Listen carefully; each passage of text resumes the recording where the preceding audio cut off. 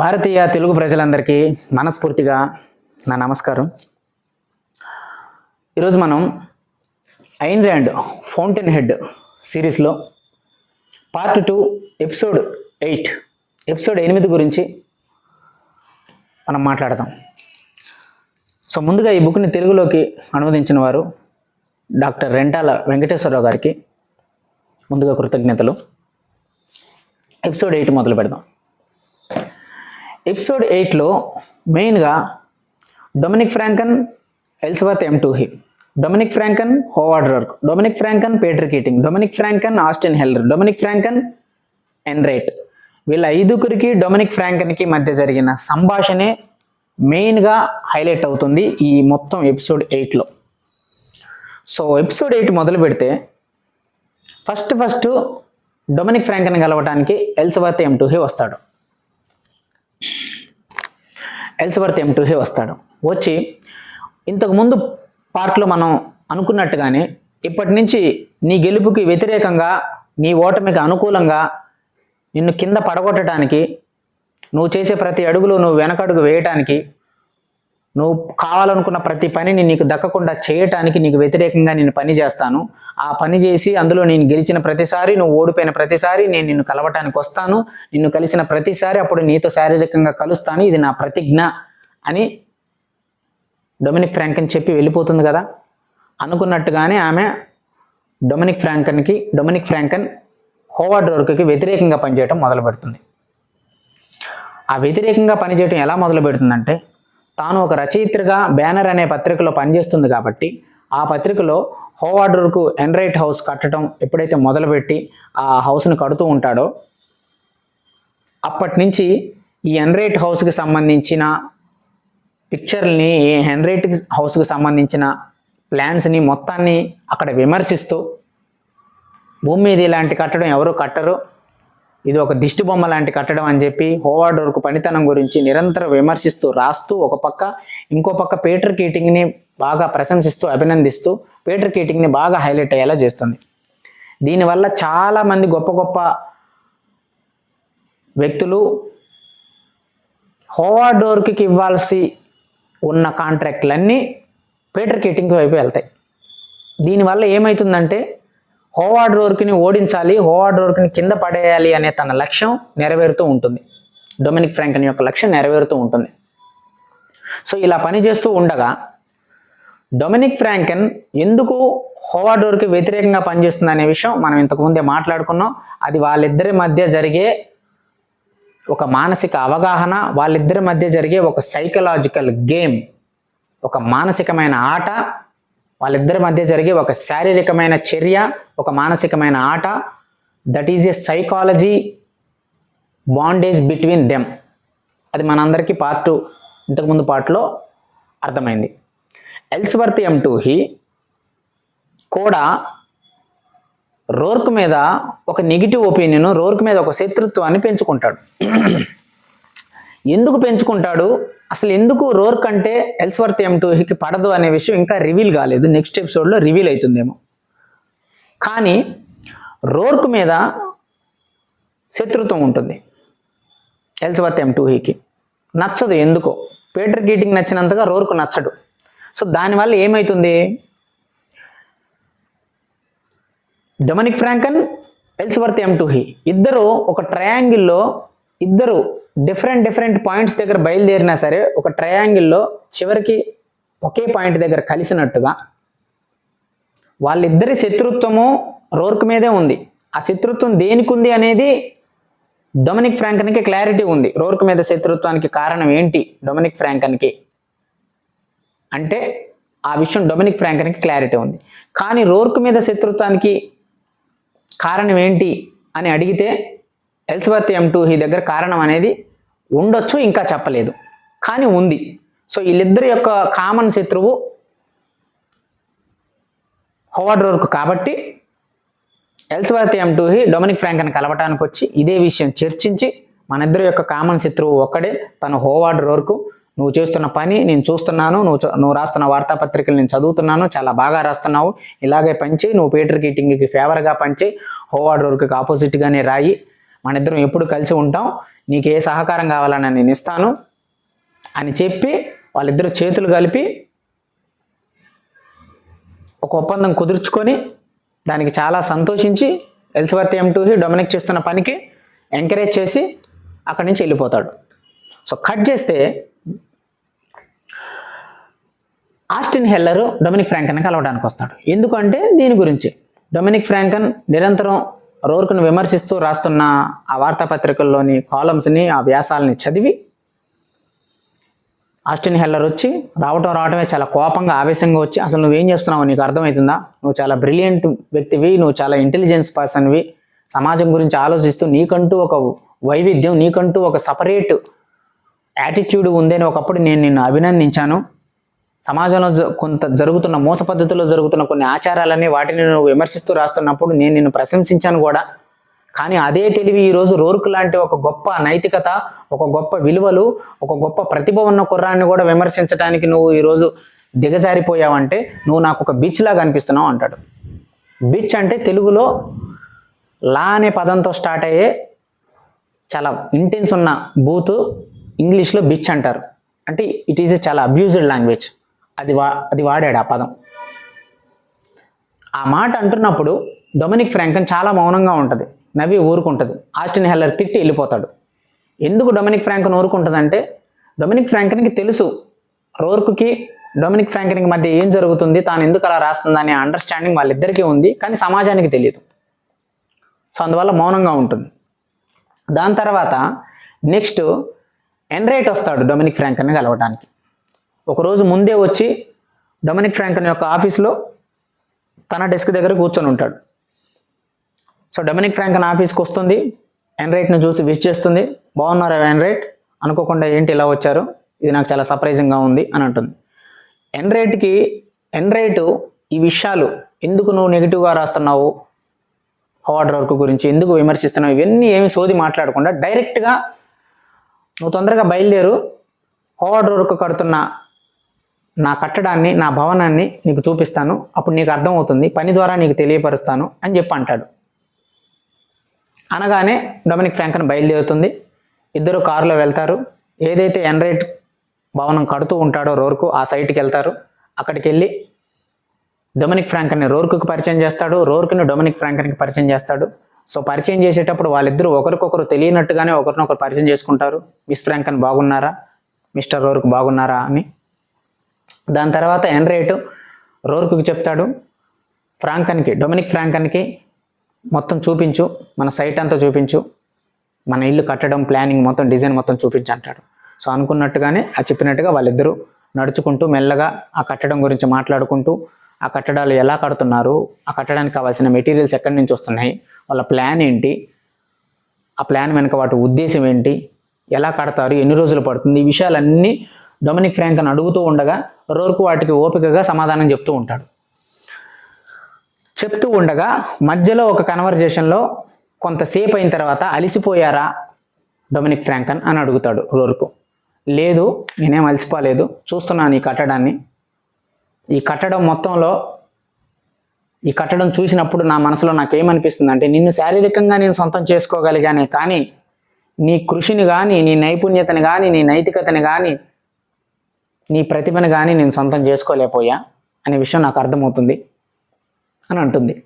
అనగానే Howard Roark ఆ మాటలకు తల ఊపి, ఇంక నువ్వు ఎన్ని రోజులు రాస్తావు ఇట్లా పేపర్లో నా గురించి వ్యతిరేకంగా, నిన్నే ఆస్టిన్ హెల్లర్ నా దగ్గరకు వచ్చాడు పేపర్ తీసుకొని. సో ఆ పేపర్ నాకు చూపిస్తూ చెప్పరాని బూతులు తిట్టాడు నిన్ను. సో నేను ఏం చెప్పలేక మౌనంగా ఉన్నాను, ఇంకా చాలా ఇంతవరకు రాసింది, నువ్వు ఇలాగే రాస్తూ ఉండగా ఎవరో ఒకరు కనిపెడతారు ఖచ్చితంగా అని చెప్తాడు. దానికి డొమినిక్ ఫ్రాంకన్ అంటుంది, ఎవరో ఒకరు అంటున్నావంటే ఆ ఎవరో ఒకరు ఎలిజబెత్ M2 అనే కదా, నాకు అర్థమైంది, మేబీ తను గుర్తుపట్టొచ్చేమో, నేను మొదటి నుంచి నీ గురించి వ్యతిరేకంగా రాస్తున్నాను, కావాలనే వ్యతిరేకంగా రాస్తున్నాను అనే ఈ విషయాన్ని టూహీ మేబీ గుర్తించవచ్చు, టూహీకి మేబీ అర్థం కావచ్చు, అర్థమైనప్పుడు చూద్దాము, ఎలిజబెత్ M2 గురించి నువ్వేమనుకుంటున్నావు అని అడుగుతుంది. అప్పుడు రోర్క్ అంటాడు, ఎలిజబెత్ M2 గురించి అసలు నేను ఎందుకు ఆలోచించాలి, ఏమని అనుకోవాలి అని అంటాడు. సో అక్కడితో వాళ్ళిద్దరు కన్వర్జేషన్ అయిపోతుంది. కట్ చేస్తే డొమినిక్ ఫ్రాంకన్ని చాలా రోజుల నుంచి ఒంటరిగా కలవాలని పీటర్ కీటింగ్ ప్రయత్నిస్తూ ఉంటాడు. కానీ ఎప్పుడైతే రోర్కును కలిసిన తర్వాత, కనెక్టికట్లో క్వారీలో కలిసిన తర్వాత, ఇక్కడికి వచ్చిన తర్వాత న్యూయార్క్కి, తాను ఇంతకు ముందులాగా ఒంటరిగా దొరకకుండా జనాలతో ఎక్కువ కలుస్తూ ఎలా రోర్కుని ఓడించాలి, ఎలా రోర్కుని కింద పడగొట్టాలి అనే తన యొక్క మానసికమైన చర్యలో ఎట్లా ఆనందాన్ని పొందాలి అనే ఆ సైకలాజికల్ ఫ్లేవర్, ఆ సైకలాజికల్ మూమెంట్లోనే తను వెళ్తుంది. కానీ పీటర్ కీటింగ్ ఎప్పుడు సమయం దొరుకుతుందా, ఒంటరిగా ఎప్పుడు దొరుకుతుందా అని చూసి ఒకరోజు ఒంటరిగా తాను లంచ్ చేస్తున్నప్పుడు ఒక ఆఫీస్లో, వాళ్ళ ఆఫీస్లో సడన్గా కనపడుతుంది. ఎందుకంటే పీటర్ కీటింగ్ పనిచేసేది ఫ్రాంకన్ వాళ్ళ ఆఫీస్లోనే కదా. ఫ్రాంకన్ అంటే డొమినిక్ ఫ్రాంకన్ వాళ్ళ తండ్రే కదా. సో సడన్గా కనపడుతుంది. దొరికింది ఛాన్స్ అని చెప్పి పీటర్ కీటింగ్ పరిగెత్తుకుంటూ వెళ్తాడు. వెళ్ళి అక్కడ కూర్చొని, బాగున్నావా ఫ్రాంకన్, డొమినిక్ ఫ్రాంకన్, చాలా రోజులైంది నేను చూసి, ఈ అవకాశం కోసం నేను చాలా రోజుల నుంచి ఎదురు చూస్తున్నాను అని అంటాడు. అన్న తర్వాత మెయిన్గా పీటర్ కీటింగ్ ఏమని అడుగుతాడంటే, నాకు చాలా నచ్చింది, నీ వల్ల చాలా ప్రాజెక్టులు నాకు వస్తున్నాయి, చాలా డబ్బు కూడా సంపాదిస్తున్నా, కానీ నాకు ఒక విషయం, పత్రికలో నా గురించి అంత పొగుడుతూ రాస్తున్నావు, అది నిజంగా నిజమేనా, నాలా అంత ఉందా అని అడుగుతాడు. నాలా అంత ఉందా అని అడుగుతాడు. నిజంగా నాలా అంత ఉందా, నువ్వు అంత రాస్తున్నావు, నాకు నమ్మాలని లేదు, నిజంగా నేను అంత గొప్ప ఆర్కిటెక్ట్నా అని అడుగుతాడు. కీటింగ్, నువ్వు నన్ను అలా అనకూడదు, అలా నువ్వు నన్ను అడిగితే కనుక ఎవరైనా ఇది వింటే నవ్వుతారు అంటే, అవును నవ్వుతారు, నిజమే, నిజంగా నాలో యోగ్యత ఉంది అని నువ్వు రాస్తున్నావా నా గురించి ఇంత మంచిగా ఆర్టికల్స్, లేకపోతే ప్రాజెక్టులు నాకు తెప్పించాలి, నాకు వస్తున్నాయా అని రాస్తున్నావా అంటాడు. ఏది ఏమైతే ఏంటి, వర్కౌట్ అవుతుంది కదా, నేను రాయటం వల్ల నీకు ప్రాజెక్టులు వస్తున్నాయి కదా అని అంటుంది. అంటే నాలో యోగ్యత లేదా అని అంటాడు. అది కాదు పీటర్, నేను చెప్పేది విను, రేపు న్యూయార్క్లో ఉన్న ఒక గొప్ప ధనికురాలు ఆమె రాబోతుంది, ఖచ్చితంగా పీటర్ కీటింగ్ నీ పేరే ప్రపోజ్ చేశాను ఆమెకి, నాకు ఫోన్ చేస్తే, సో నీ దగ్గరకు వస్తుంది, ఆమెకి స్మోకింగ్ అంటే పడదు, డ్రింకింగ్ అంటే పడదు, సో దాన్ని బట్టి ఆమెతో కంపానియన్షిప్ క్రియేట్ చేసుకో ఆమె వచ్చినప్పుడు. సో ఆమె బిల్డింగ్ మీద ఎలాంటి కోరిక ఆమెకు ఉందంటే, ఆమె స్ట్రీట్లోనే వేరే ధనవంతురాలు కట్టిన బిల్డింగ్ కంటే ఇంకా గొప్పగా కట్టాలని ఆమె ట్రై చేస్తుంది. సో ఎంత అందమైన బిల్డింగ్ అయినా నేను కడతాను, దానికి చాలా డబ్బు ఖర్చు అవుద్దని చెప్పి ఆమె దగ్గర సిగరెట్ కానీ స్మోకింగ్ కానీ ఇట్లాంటి మాట్లాడకుండా, ఆమెకి ఒక ఇటాలియన్ స్టైలు, ఇట్లాంటి కైండ్ ఆఫ్ ప్లాన్స్, ఇట్లాంటి కైండ్ ఆఫ్ ఒక స్ట్రక్చర్ ఉన్న బిల్డింగ్స్ అంటే ఇష్టం, సో ఈ కైండ్ ఆఫ్ కంటెంట్ నువ్వు మాట్లాడు, వర్కౌట్ అవుద్ది, ప్రాజెక్ట్ నీకే వస్తుంది అని చెప్తుంది. చెప్పగానే పీటర్ కీటింగ్ తాను ఏం అడగాలనుకుంటున్నాడు ఆ విషయం మర్చిపోయి ఇమీడియట్గా గంతులేసి సరే అని ఆనందంతో వెళ్ళిపోతాడు అక్కడి నుంచి. తాను అడగాలనుకుంటున్న అసలు విషయం మర్చిపోయి వెళ్ళిపోతాడు. తాను అడగాలనుకుంటుంది ఏంటి, నీకు నన్ను అంటే నిజంగా ఇష్టం లేదా, నా మీద నీకు మొత్తం ఇష్టం పోయిందా అని అడగాలనుకుంటాడు.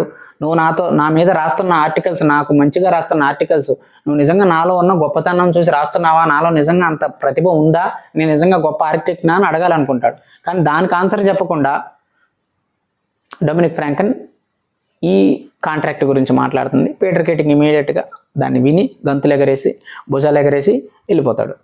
వెళ్ళిపోయిన తర్వాత కాసేపు గుర్తొస్తుంది పీటర్ కీటింగ్కి, అసలు నేను అడగాలనుకున్న క్వశ్చన్ వేరే ఉంది, అడిగాను కానీ సమాధానం రాలేదు, ఇది విని నేను పరిగెత్తుకుంటూ వచ్చాను కదా అని కోపం వస్తుంది తన మీద తనకే. ఇంకా మళ్ళీ తిరిగి వెనక్కి వెళ్ళలేక ఆఫీస్కి వెళ్ళిపోతాడు. సో అక్కడితో ఎపిసోడ్ 8 అయిపోతుంది. ఈ సిరీస్లో మొత్తం ఈ కన్వర్జేషన్ ఆఫ్ సిరీస్లో మెయిన్ పాయింట్ ఏంటి, రోర్క్ గురించి వ్యతిరేకంగా పనిచేయటం, వ్యతిరేకంగా ఆర్టికల్స్ రాయటం అనే విషయం డొమినిక్ ఫ్రాంకన్ రోర్క్కి చెప్పే చేస్తుంది. అది వాళ్ళిద్దరి మధ్య ఒక అవగాహనకి సంబంధించిన ఒప్పందం. కానీ సమాజానికి ఎవరికి ఈ విషయం తెలియదు. సో రోర్కుని తిడుతూ రాస్తుండగా దాన్ని రోర్కు ఆనందిస్తాడు, ఎంజాయ్ చేస్తాడు, డొమినిక్ ఫ్రాంకన్ కూడా ఎంజాయ్ చేస్తుంది. కానీ రోర్కుకి సన్నిహితులుగా ఉన్న ఆస్టిన్ హెల్లరు, రోర్కుకి సన్నిహితులుగా ఉన్న ఎన్రైట్, రోర్కుకి సన్నిహితులుగా ఉన్న స్నేహితులు వీళ్ళందరూ డొమినిక్ ఫ్రాంకన్ని తిడుతూ ఉంటారు. దాన్ని కూడా డొమినిక్ ఫ్రాంకన్ ఎంజాయ్ చేస్తుంది. రోర్కుని తిడుతూ డొమినిక్ ఫ్రాంకన్ రాస్తూ ఉండగా డొమినిక్ ఫ్రాంకన్ ఏదైతే శత్రుత్వాన్ని పేపర్లలో పత్రికల్లో రోర్కు మీద రాస్తూ చూపిస్తుందో అలాంటి ఒక శత్రుత్వమే రోర్కు మీద ఉన్న వ్యక్తులు డొమినిక్ ఫ్రాంకన్కి దగ్గర అవుతున్నారు. ఆ దగ్గర అవుతున్న వ్యక్తే ఎలిజబెత్ M2 ఇది మెయిన్ కంటెంట్. ఈ కంటెంట్ చుట్టూ తిరిగింది కదా ఎపిసోడ్ 8 అంతా. ఇందులో 2 విషయాలు ఐన్ ర్యాండ్ గారు చెప్పాలనుకుంటున్న 2 విషయాలు ఏమిటంటే, మెయిన్గా ఎలిజబెత్ M2 చాలా మేధావి. డొమినిక్ ఫ్రాంకన్ చేస్తున్న ప్రతి పనిని ఎలిజబెత్ M2 గమనిస్తున్నాడు. ఎందుకు గమనిస్తున్నాడు, దానివల్ల తను పొందే లాభం ఏంటనేది తర్వాత ఎపిసోడ్లో మనకి తెలుస్తుంది. ఇప్పటివరకు అయితే తెలియట్లేదు.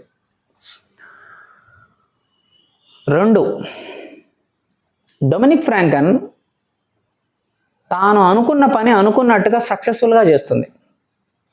డొమినిక్ ఫ్రాంకన్ యొక్క ఇంటెలిజెన్స్ ద్వారా, తన యొక్క రచనా స్కిల్స్ ద్వారా, సాహిత్యం ద్వారా రోర్కుని విమర్శిస్తూ, పీటర్ కీటింగ్ని హైలైట్ చేస్తూ, ప్రశంసిస్తూ ఉండటం వల్ల పీటర్ కీటింగ్ యొక్క గొప్పతనాన్ని అందరూ నిజంగానే అర్థం చేసుకొని డొమినిక్ ఫ్రాంకన్ పీటర్ కీటింగ్ని హైలైట్ చేస్తుంది, ప్రశంసిస్తుంది. అంటే ఖచ్చితంగా పీటర్ కీటింగ్ చాలా గొప్పవాడు, గొప్ప ఆర్కిటెక్ట్ అని నమ్మి అన్ని కాంట్రాక్ట్లు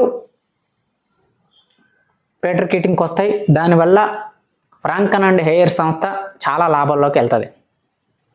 ఇంకో పక్క రోర్కుకు రావాల్సిన ఏ ప్రాజెక్టు రోర్కుకు రాదు.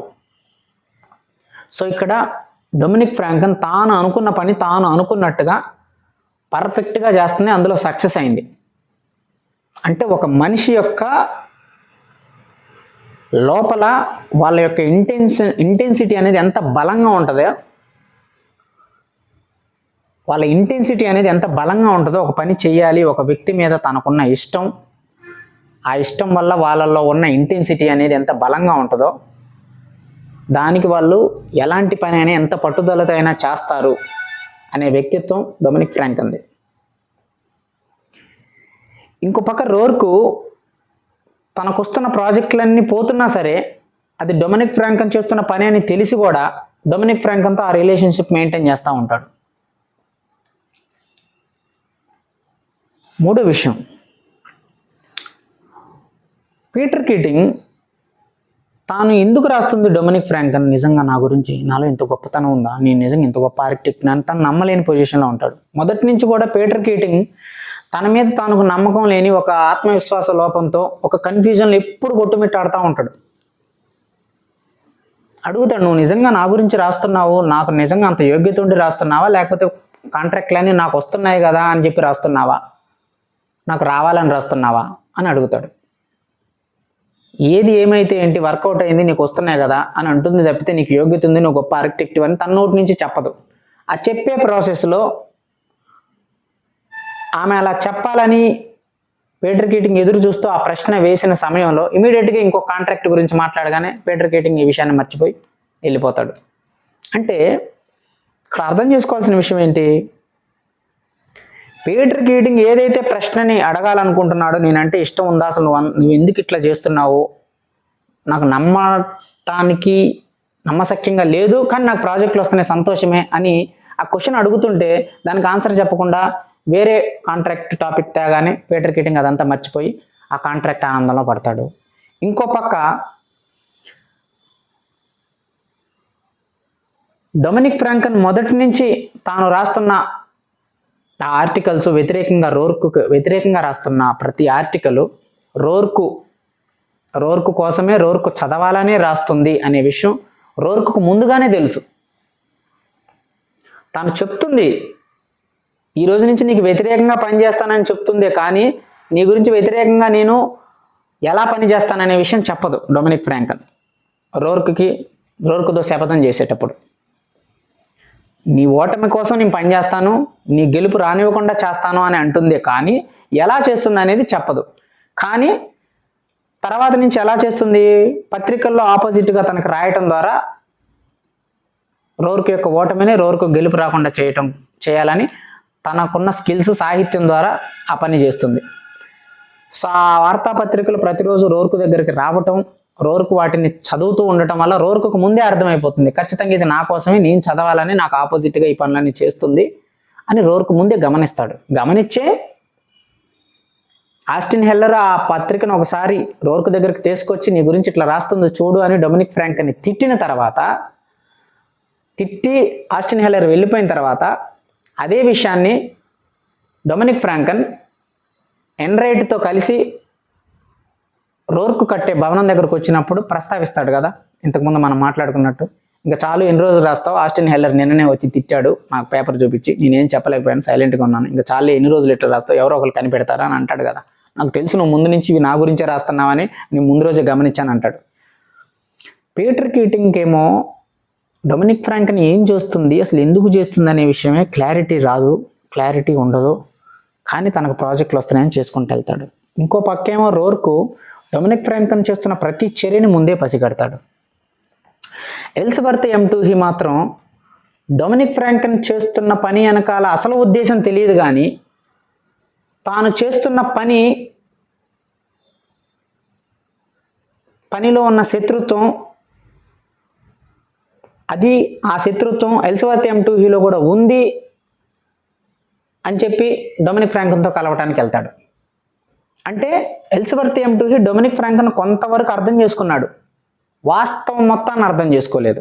ఇప్పటి వరకు అయితే కొంతవరకు అర్థం చేసుకున్నాడు, వ్యతిరేకంగా చేస్తుంది అని అర్థం చేసుకున్నాడు, నాకు కావాల్సింది కూడా అతని మీద వ్యతిరేకత, రోర్కు మీద అని చెప్పి చేతులు గడుపుతాడు.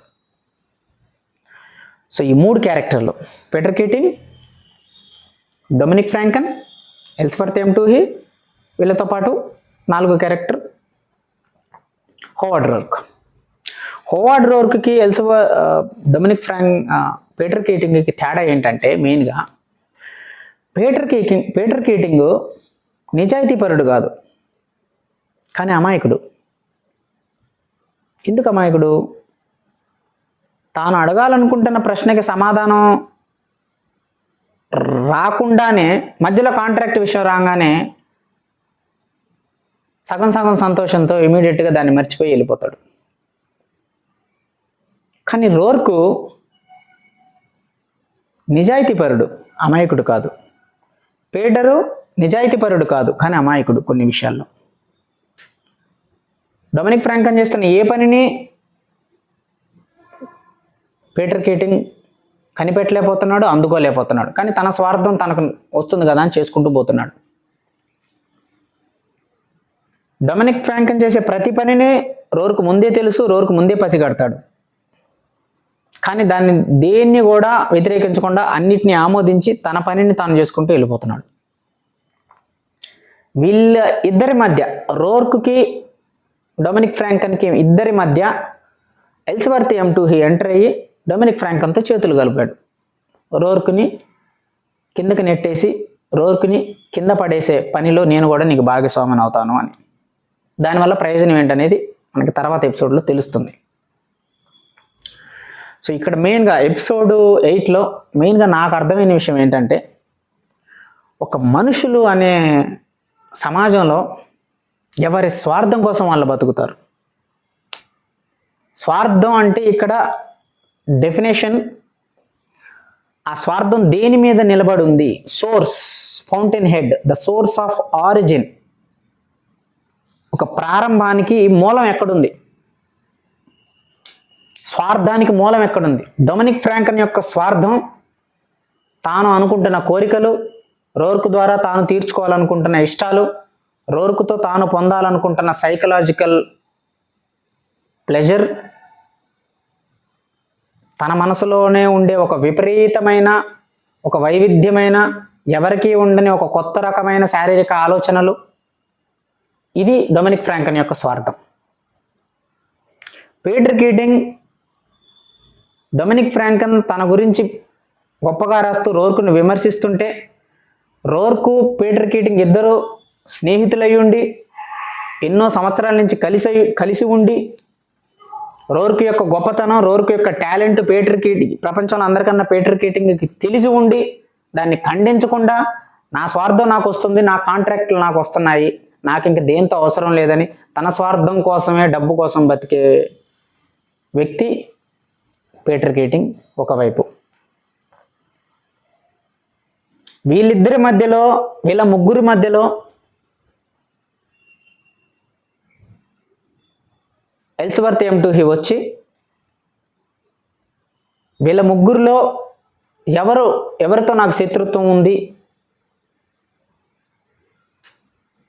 నేను శత్రువుగా ఫీల్ అవుతున్న వ్యక్తినే ఎవరు శత్రువుగా ఫీల్ అవుతున్నారని వాళ్ళతో వచ్చి చేతులు గడపటం, ఇది ఎల్స్వర్త్ M2లో ఉన్న స్వార్థం. ఫైనల్గా రోర్క్ స్వార్థం ఏంటి? రోర్క్ కూడా స్వార్థం ఉంది. ఏంటి రోర్క్ స్వార్థం? కేవలం తాను అనుకుంటున్న ఒక నీతి మీదనే పనిచేయటం, ఆ నీతిలోనే ఉండాలి, ఆ నైతికతలోనే ఉండాలి అనే స్వార్థం రోర్క్ది. కానీ అది సమాజానికి అంత చెడు చేయకపోవచ్చు, అది మంచి అనే పర్స్పెక్టివ్లో కనపడవచ్చు. But even though that is a selfishness. అందుకే కొన్ని డబ్బుల కోట్లు ఇస్తున్నావు, నీకు పని చేయడానికి ఏంటి, కొంచెమైనా నీకు స్వార్థం ఉండాలి కదా అని ఒక క్లయింట్ ఒక బోర్డ్ ఆఫ్ మెంబర్స్తో మాట్లాడుతున్నప్పుడు ఇంతకుముందు ఎపిసోడ్స్లో ఈ డయాగ్రామ్స్ చూసారా నా చేతిలో ఉన్నవి?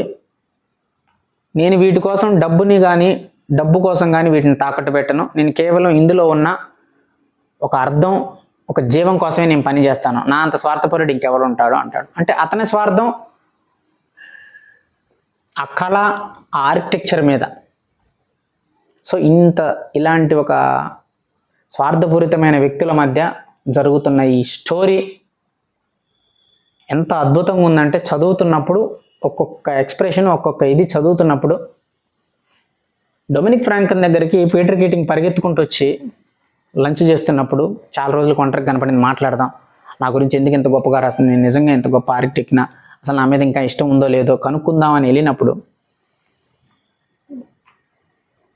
నాతో మాట్లాడవా ఇంకా ఎన్ని రోజులైంది అంటే డొమినిక్ ఫ్రాంకన్ అంటుంది,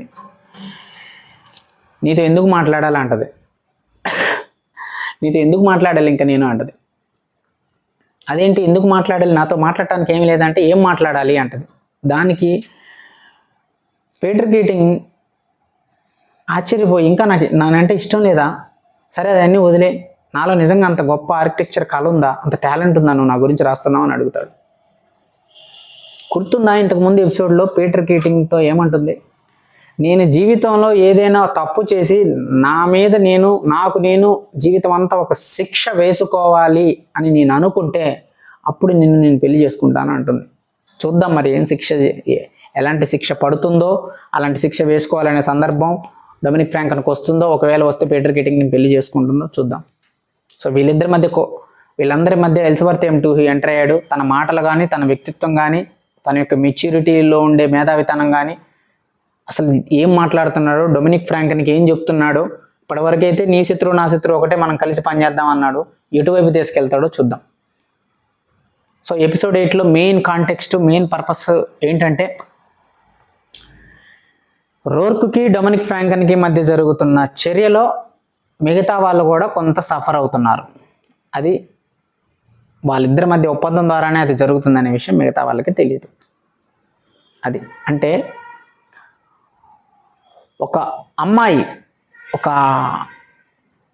ఒక ఉమెన్ తన యొక్క చర్య వల్ల, తాను అనుకుంటున్న ఒక చర్య వల్ల ఎంతమంది ఎఫెక్ట్ అవుతున్నారో చూసారా? డొమినిక్ ఫ్రాంకన్, నేను నిన్ను ఓడగొడతాను, దానికోసం ఏ పనైనా చేస్తాను, నువ్వు ఓడిపోయినప్పుడు నీతో వస్తాను, నీతో వచ్చి ఆ ఓడిపోయిన సమయంలో, నువ్వు ఓడిపోయి నీ రూమ్లో నువ్వు ఉన్నప్పుడు నీతో వచ్చి నీతో నేను శారీరకంగా కలుస్తాను, దానికోసం ఏదైనా చేస్తాను అనే ఒక ప్రతిజ్ఞ చేసి తన కోసం మొత్తం సిస్టమ్ని చేంజ్ చేస్తుంది. కాంట్రాక్ట్లన్నీ పీటర్ కీటింగ్కి ఇప్పిస్తుంది. దానివల్ల కోట్ల లాభం వస్తుంది పీటర్ కీటింగ్కి. రోర్క్కి అవకాశాలు రావట్లేదు. రోర్క్కి ఆపోజిట్గా మాట్లాడుతున్నందుకు రోర్క్ స్నేహితులందరూ అల్లకల్లోలమై తిడుతున్నారు డొమినిక్ ఫ్రాంకన్ని. కొంత సమాజం తిడుతుంది, ఇవేమీ పట్టించుకోవట్లేదు డొమినిక్ ఫ్రాంకన్. అంటే ఒక అమ్మాయి పగబడితే, ఒక అమ్మాయి ప్రతిజ్ఞ చేస్తే, ఒక అమ్మాయి నిజంగా ఫోకస్ పెడితే ఎంతవరకు వెళ్తుందో, ఏ స్థాయికి వెళ్తుందో ఇక్కడ మనకి డొమినిక్ ఫ్రాంకన్ క్యారెక్టర్ ద్వారా తెలుస్తుంది. డొమినిక్ ఫ్రాంకన్ చేసే పనుల యొక్క అంతరార్థం కానీ ఆంతర్యం కానీ ఫ్రాంకన్కి అర్థం కావట్లా, పీటర్ కీటింగ్కి అర్థం కావట్లా. కానీ వాడు లాభం వాడికి వస్తుంది కాబట్టి వెళ్ళిపోతున్నాడు. కానీ రోర్కు ముందే గమనిస్తున్నాడు. ఆస్టిన్ హెల్లర్కి అర్థం కావట్లా, ఎండ్రైట్కి అర్థం కావట్లా, డొమినిక్ ఫ్రాంకన్ యొక్క తండ్రికి అర్థం కావట్లే, ఎల్స్వర్త్ టూహీకి కూడా సగమే అర్థమవుతుంది. అంటే ద మోస్ట్ పవర్ఫుల్ పాయింట్, ఒక అమ్మాయి పగబట్టిందంటే తన రియాక్షన్ కానీ తను చేసే పని కానీ ఎంతటి స్థాయిలో ఉంటుందో, ఎంత భయంకరమైన స్థాయిలో ఉంటుందో, సమాజం మొత్తం ఆ చర్య చుట్టూ ఎట్లా తిరుగుతుందో దీన్ని బట్టి మనకు అర్థమవుతుంది. అందుకే ఒక అమ్మాయి పగబట్టే స్థాయికి కానీ, ఒక అమ్మాయి రివెంజ్ తీర్చుకునే స్థాయికి కానీ పరిస్థితులు వెళ్ళకూడదు. ఒకవేళ వెళ్ళినా సరే ఇట్లాంటి డొమినిక్ ఫ్రాంక్లిన్ లాంటి క్యారెక్టర్ కనుక ఉంటే ఇంకా అంతే సంగతులు. అందుకే సమాజంలో ఎప్పుడు కూడా మీ పని ఏందో మీరు చూసుకోండి. కనపడ్డ ప్రతి అమ్మాయిని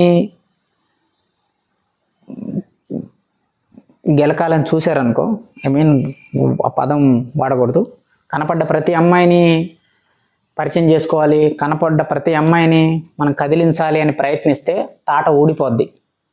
అది సో ఎందుకంటే కొంతమంది అమ్మాయిలు చేసే చర్యలు కానీ, కొంతమంది అమ్మాయిలు చేసే పనుల తాలూకు ఎక్స్ప్రెషను, దాని యొక్క ఇంటెన్సిటీ అర్థం చేసుకోవాలంటే తాట ఊడిపోతుంది.